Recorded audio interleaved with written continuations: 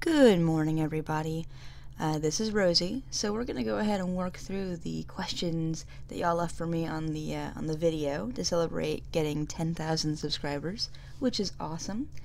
I hope I get everybody's questions. I pulled them all off the video and put them in a Word document to make notes on, so hopefully I didn't accidentally skip anybody. I will try not to ramble too much so this video isn't 3 hours long, but there's a lot of questions here. Y'all asked some really good stuff. So we're going to go ahead and get started.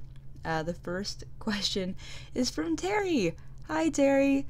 Terry and I have been friends in real life for a really long time, since like 7th grade. We went to the same middle school. And we're still really good friends. We're going to the Renaissance Fair together this weekend. Hi, Terry. Thanks for watching my videos. What is my favorite video game based on a story? With solid points for LGBT representation.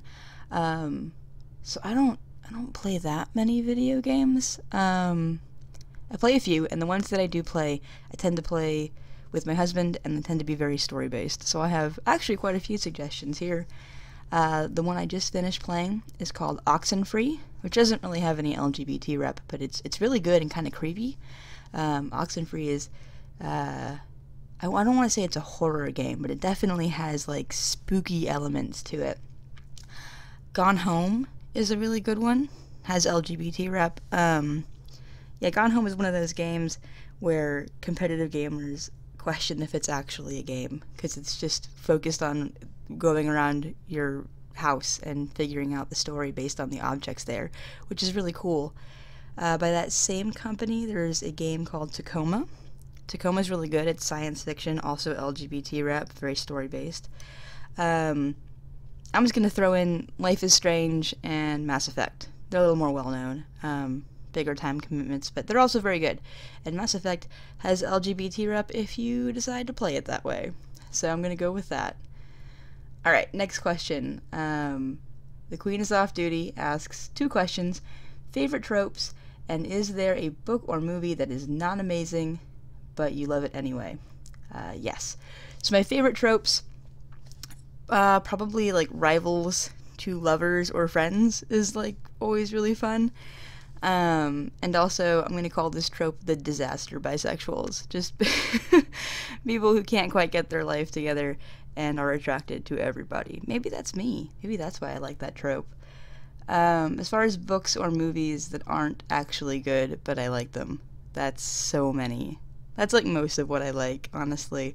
I have kind of questionable taste. The Pokemon movies, I'll say the Pokemon movies, because none of them are terribly good, but I tend to really like them. So yeah, we'll go with like classic Pokemon movies. Alright, the next question. Bisected Brioche. Okay, this is a long question. Let's see. As a trans woman, I really want to make sure works that feature trans characters and protagonists, but I find the lack of trans characters in works by cis creators to be frustrating. At the same time, the latter tend to be questionable. How do you think representation for a given minority group can be normalized while still letting members of the group tell their own stories? That is a great question, and I don't think there's a simple answer to it. I think the easiest approach is, I think all authors should try to include diversity in their works. I think that's just a good policy. But if you're not a member of a minority group, it's probably best to not try to write about like the struggles of that group, you know? Like, so I have a book that I'm working on. The first draft is actually done. It's in edits. It's about lady pirates and magic, and it's super fun. And one of the characters is trans, but her story isn't about being trans, because I feel like that's not really my lane, and so I think that that's probably the best, I don't know, approach. Include minority characters, but don't try to like talk about their oppression if you don't really know what you're talking about. Cool. Purple Killing Shadow says, favorite video you've done? I like all my videos. I think I'm getting better at the videos too, which is like kind of fun. But in terms of just pure enjoyment of content, maybe the one about Christopher Marlowe being a gay atheist spy. That one's super fun. Maybe the one about Walt Whitman. That one's really super funny too.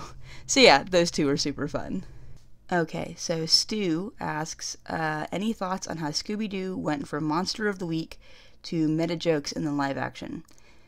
Yeah, I don't particularly like the live action for that reason. There's a lot of issues with the live action Scooby-Doo movie, but I think its meta jokes, while funny when you're watching it, make the overall movie kind of lack sincerity. You know, there's lots of jokes about Shaggy and Scooby smoking pot, which are funny when you're watching them, but I think it kind of takes away from the sincerity of the movie. It feels like it's just there to poke fun of itself instead of just being a story.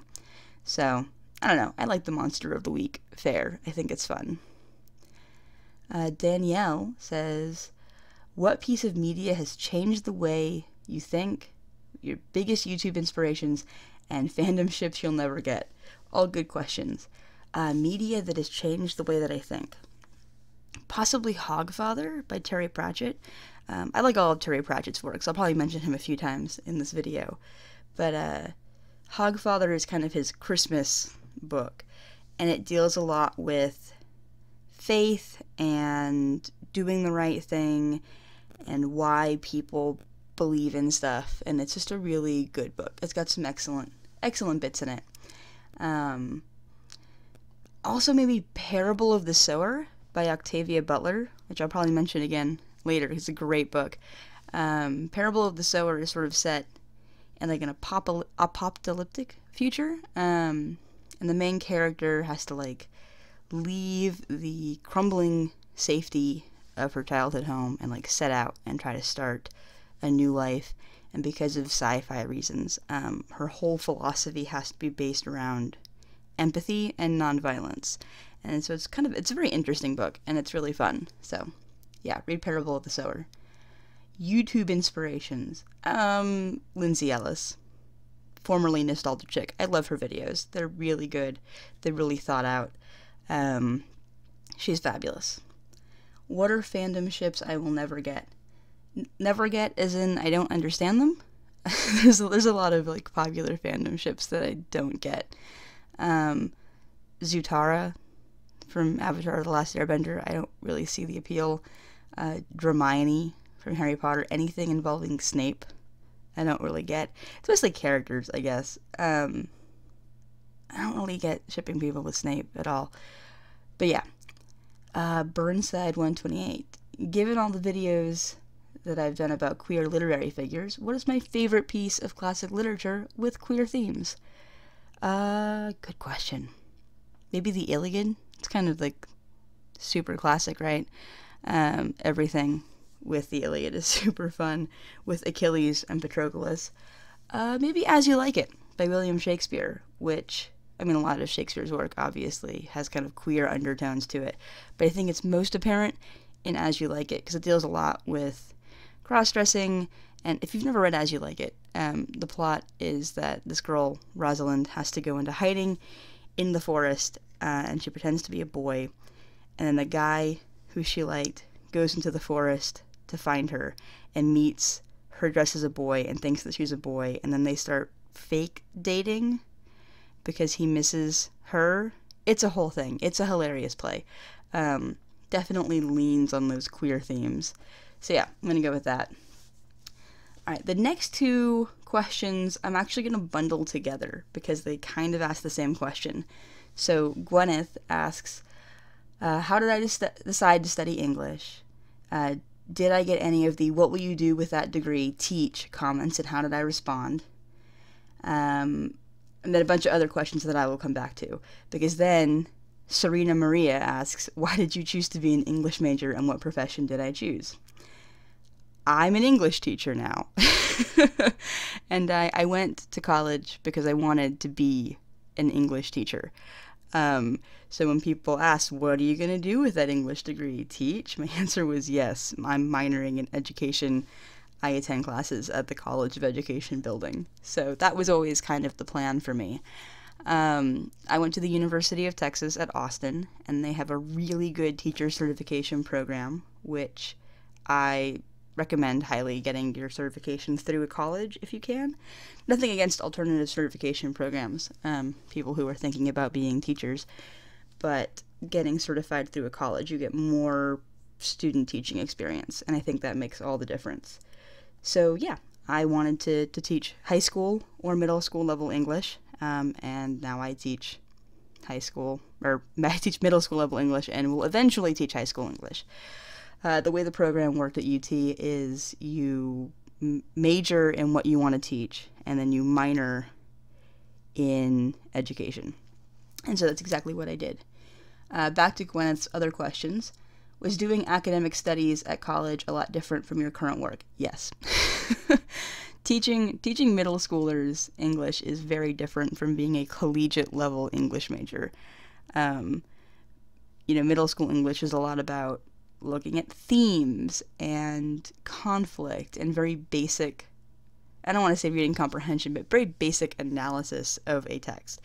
And college is a lot more advanced than that, obviously. I really liked my college classes. I could talk for probably an hour about all the really cool classes that I took in college. Some really cool English classes, some really cool history classes. For a while I was considering double majoring in either classics or history, but given how intensive the student teaching part of my minor was, that would have added at least another semester or two to being in college, and I didn't want to do that. But yes, it is very different. Gwyneth also asks what the process for researching, writing, and recording my videos is, and how long does it usually take. The process depends on the video. Generally, you gotta watch or rewatch whatever it is you're talking about. You gotta start writing a script, do kind of a rough draft, do research as needed, then you go back and you revise the script, and then you record, and then you put together a video. So depending on how much time I'm putting in, maybe about a week altogether. Sometimes longer, sometimes faster, depending on how much time I can put into it each day. Gwyneth also asks, will you ever do a video on being queer? I don't really know what I have to say about my personal experience being queer. If y'all want to know about that, I guess I could put together something. I'm bisexual. I don't know. I've dated both men and women, and now I'm married. Will the video ideas that didn't win in the Patreon video votes get made in the future? Yeah, probably. The most popular video ideas that don't get voted on, the ones that come in like second, I tend to put back in the polls because I like them. So yeah, I mean, probably eventually there are some video ideas in there that never seem to win, but I really want to do someday. And is there a channel origin story we can hear about? I don't know if there's an origin story. I like watching media analysis videos on YouTube, and I was like, I have a degree in English. I bet I could make videos like that. And I did. And eventually, they got popular enough that I could monetize them. And then eventually they got popular enough that I could start a Patreon. And I don't make a whole lot of money from the Patreon, but it's, it's some good pocket money. It's some good buying stuff at the Renaissance Fair money. So yeah, it's pretty good. All right, True Men Are Islands says, may you check out the webcomic prequel adventure. Maybe eventually. I've actually had it recommended to me a few times, so it's on my to-read list, but I have not yet. Is Mad Max Fury Road the ideal feminist film? If not, what qualities would you want in entertainment to scratch that itch? Yes, kinda. I mean, Mad Max Fury Road does explicitly deal with feminist themes as a movie. So I would consider it a feminist film, whereas movies that are like Wonder Woman are good films and have like cool female characters in them, but don't necessarily explicitly deal with feminist ideology, whereas Mad Max Fury Road definitely does. It's got themes dealing with like bodily autonomy and sexual violence against women, and women being treated as property, and this idea of the whole Vuvalani subplot. There's lots of like stuff that definitely deals with feminism as an ideology playing out in the plot of the film. So yeah, it's a feminist film. It's really good. Why do some critics hate character redemption arcs? Most character redemption arcs are done poorly. They can be done well. I think Zuko from Avatar: The Last Airbender is everyone's like go-to example of like the best redemption arc ever. But I think more often than not, they're done badly, where a character is redeemed because it's convenient for the plot, and they don't actually have to like atone or change or acknowledge that what they did previously was wrong.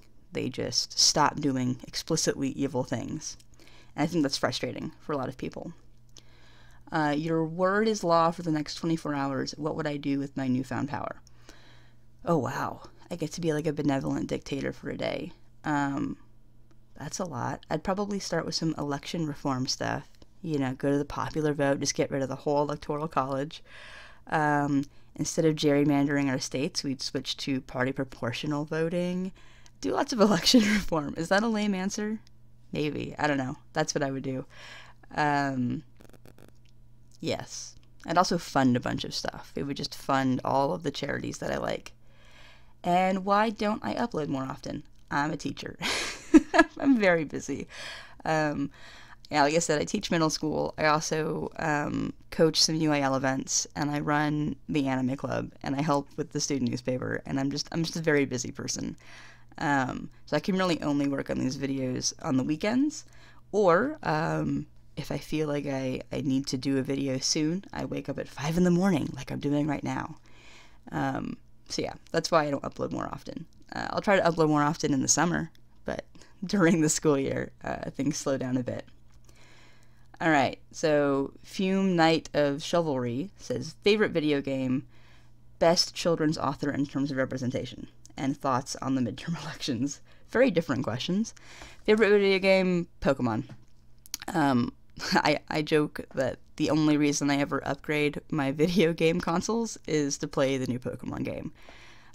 It's the only reason I buy any video game stuff, is because Pokemon's going to come out. Best children's author in terms of representation, Rick Riordan. Percy Jackson, the first Percy Jackson books aren't the best with representation. They have, characters with like dyslexia and ADHD, and it's done really well. And then with each following book series, he gets better and better at being more and more and more diverse. So we get characters of color, we get queer characters. His Norse books have Muslim Valkyries and gender fluid children of gods, and it's just great. So Rick Riordan. Uncle Rick makes me happy. And then my thoughts on the midterm elections. Okay, so I live in Texas, as I've said, and I really wanted Beto to beat Ted Cruz. I hate Ted Cruz so much, guys. Ted Cruz is like a blobfish with a heart full of nails. He's just a horrible human being. And Beto's really cool. Beto's like legit a progressive and was in a punk rock band, and he would like quote The Clash in debates, and he's just really cool. And he got really close, but he did not beat Beto. In fact, most of the state level elections did not go super great in Texas. We still have Greg Abbott, we still have Ken Paxton, we still have Dan Patrick, and it's very frustrating. But that said, a lot of the more local elections went really well for us in Texas. We picked up like 12 of the seats in the Texas House, which is pretty great. I think we flipped the Board of Education blue. So I'm trying to focus on that. That's all really good. Texas became a battleground state in this election, which is saying a lot. And, our voter participation was way up, which is amazing. And then on the national level, we had a lot of really good things happen. Lots of women elected to office, some queer people elected to office. The first 2 Native American women have been elected to Congress. I think one for New Mexico and one for Kansas, which is great. So lots of diversity. We took the House, obviously, on a national level. So even though Beto makes me sad, and I hope he stays in politics, and I hope he runs again in 2020 for something, I'm focusing on the good. I'm focusing on the victories we had. So, bittersweet. My thoughts on the midterm election are bittersweet. Dante asks, favorite non-Ghibli anime series or movie? Probably anything by Satoshi Kon. Perfect Blue and Tokyo Godfathers are probably my favorite of his movies. Not that I don't like Paprika or Millennium Actress, but Perfect Blue, I think, is terrifying, and also has some really interesting themes going on in it in terms of celebrity and the way that women are sort of hyper-monitored and punished for being in the limelight. It's just a good movie. And then Tokyo Godfathers is just so sweet. It's just the sweetest Christmas movie ever. I love Tokyo Godfathers. All right, the next question says, if I could wave a magic wand and revive any dormant TV or radio show or film franchise from the past and revive it, what would it be, and in what form would you bring it back? I'm kind of tired of reboots, honestly. There are like a few book series that never really got finished. Octavia Butler's books come to mind. Fledgling and also the Parable books both feel like they were going to have sequels, and I wish that Octavia Butler had lived long enough to finish them.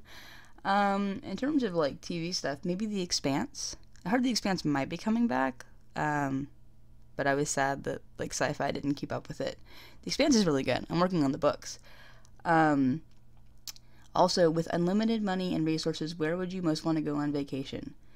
That's a big question. Maybe Japan. I mean, I've wanted to go to Japan since I was like a super nerdy high schooler. Do all the stuff, see the sights, ride the train, go to Tokyo Tower, all that stuff. Also, maybe like France. France has lots of cool culture. Like Italy, go to Rome. I like history a lot, so France and Italy have a lot of really cool stuff in them. Most of my vacations lately have been like big camping trips. Getting more into backpacking instead of just going and staying in like, the campsites that the Park Service runs. So maybe I'd go on a big backpacking trip. That'd be fun. Also, how am I finding this season of Doctor Who? I love it so much. I love Jodie Whittaker as the Doctor, and I think overall the writing in this season has been really fun, really sincere, really like heartfelt, and it's really enjoyable. So I like it a lot. A+. Axel asks, what are my views on anarchism, and do I have a writer or book on politics that I like? I'm gonna be super honest. I don't read a whole lot of political books. I mostly stick to fiction. That's just what I enjoy reading. And I don't think I really know a whole lot about anarchist theory, if I'm being super honest. Like, my gut reaction is that I could see it working best on like a small scale, and that scaling it up would be difficult. But I don't really know enough about the theory to say that for sure. So I don't know. Send me some stuff. Also, do I ascribe to any political views, even partially? And then I got this great link to the political sextant. I'm gonna put my chart up there for what I got when I took that quiz, and it's kind of hilarious. So I guess that's my political views. I would say also I find myself, in terms of like mainstream American politicians, I find myself most drawn to democratic socialists. So sort of that, Bernie Sanders crowd. Just that kind of idea of bringing in those like strong socialist programs to be social safety nets. I like a lot. So yeah. Axel also asks, I talked in a video before about how Dumbledore isn't good representation. He is not. I've heard that the new Fantastic Beasts movie might actually say that he's gay. They aren't being super clear yet about how that's going to be shown. If they do, good for them. I'm still not going to watch the movie because I'm angry about Johnny Depp. But I hope that they handle Dumbledore well. Are there any other examples of bad representation that I could talk about? So many. I'm going to say the worst one is probably Irene Adler from BBC's Sherlock. The way Irene is written in that episode is so bad. She identifies to Watson as being gay, as being a lesbian, but then she's like in love with Sherlock. And And Sherlock has to save her from the scary terrorists, and it's just bad. It's just a bad, not a fun time. So I'm going to say that. Chihiro asks, Blonde or Chanel Orange? Are those albums? I googled it, and I think they're albums. I don't know anything about current music. I don't have an opinion on that. What city do I live in? I live kind of on the outskirts of Austin, Texas. And would I ever do a face reveal? Maybe. I don't have a webcam or a video camera of any kind, so that'd be kind of hard right now. But maybe eventually. Lopez asks, are there any favorite books or authors? And you like sci-fi, so any recommendations there? And then Nina adds to that, Fantasy Rex would be appreciated as well. Guys, I could talk about this for an hour. I will go ahead and say that my favorite author of all time is Terry Pratchett. Terry Pratchett has some of the funniest, most heartfelt fantasy books ever. They're like comedy fantasy, but they're very like well thought out, and they tend to be very empathetic, and I really like them. Read Terry Pratchett. I would start with the Tiffany Aching books. If you've never read any Terry Pratchett, I think the Tiffany Aching books kind of show him maybe at his best, in my opinion. Tiffany is a really cool main character. The first book, the plot is basically Tiffany's younger brother gets kidnapped by the Queen of the Fairies, and so she buddies up with some drunk blue Scottish pixies and gets a frying pan, and she goes into the fairy world to get her brother back, and it is hilarious. I'm also gonna recommend Octavia Butler. Octavia Butler is great. All of her books are very feminist. They all deal with like black characters, and they're all really good. The ones of hers that are my favorite, I mentioned them earlier. Fledgling is her vampire book. So you got a pansexual, polyamorous black vampire girl. There is some weird stuff going on with like how old some of the vampires look, and that's kind of explored and like why that's problematic and whatnot. There's also some exploration of like consent in that book. Like it's not like I read it in college. It's a good book, but it has some like nuanced weird themes going on. Also, Parable of the Sower, which I talked about before, is really, really good. I read both of those books actually in my African American Women's Lit class in college, which was African American Women's Lit, and then the professor also taught African American Queer Lit, and was just a fan of science fiction and fantasy. So the books we read in that class were just crazy cool. There were those two books. We also read a book called Brown Girl in the Ring by Nalo Hopkinson, I think. Which that book is really cool. It's kind of set in the future, and it focuses a lot on like magical realism with characters able to draw on like Yoruba deities. So think like kind of voodoo, but not. Yoruba being like one of the religions of West Africa. And part of its beliefs eventually got kind of subsumed into like the voodoo stuff. So it's good. Brown Girl in the Ring is really good. Yeah, all kinds of cool books in that class. And then Ashley Winter asks, do you think the diamonds in Steven Universe will be redeemed in some way? Maybe. We've really only had one episode where Yellow and Blue weren't like directly and intensely antagonistic, so it's hard to say what direction we're going to go with this. I think it is possible that Blue and Yellow will in some way maybe be kind of redeemed. I don't know how they'll do it yet, but it seems like maybe the direction that we're going in. White, I have no... White seems evil and scary. But I think from that one episode we have, it does seem like they're moving in the direction of Blue and Yellow being redeemable, but we'll see how it goes. Rice and Rice asks, do I prefer eating fruits or vegetables? I don't know. Fruit, I guess, overall. I mean, I like vegetables if they're, you know, buttery and cheesy and garlicky, but probably fruit overall, I guess. Brianna Ellis asks, which animated Scooby-Doo movies are my favorites? I like them so much. I mean, Zombie Island is the one I know the best, right? It's the first one, it's the oldest one, so I've seen it a whole bunch of times. So I really like Zombie Island. Witch's Ghost, I really like, because it has the Hex Girls in it, and how could you not like a movie that has, like, witch punk rock? It's really good. What are the other really good ones? There's one with the aliens. Scooby and Shaggy get girlfriends, and then they end up being aliens. Like, it's an alien girl and an alien dog. That one I like just because it's weird. Scooby-Doo and the Ghoul School, which I think is just Scooby and Shaggy. I don't think the rest of the gang is there. But yeah, that one's good too. So yeah, we'll go with those. Those are my favorite.